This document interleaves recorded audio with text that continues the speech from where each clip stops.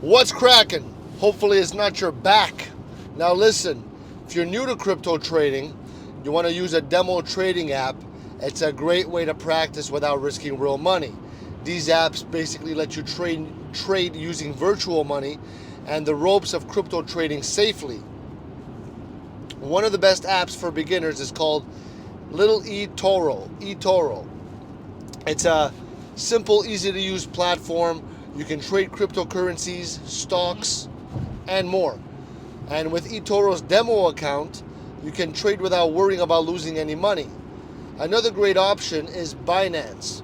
Binance is one of the most popular crypto exchanges, and they offer a demo mode where you can practice trading in the real market, the real environment, basically.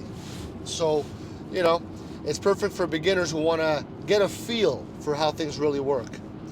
Binance also offers many different cryptocurrencies to trade, so you can experiment with different stable coins, normal coins, and strategies. Crypto Parrot, another fun educational app for new traders especially. It's designed specifically for practicing crypto trading.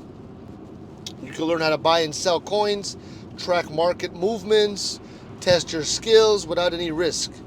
It also helps with lessons to guide you along the way.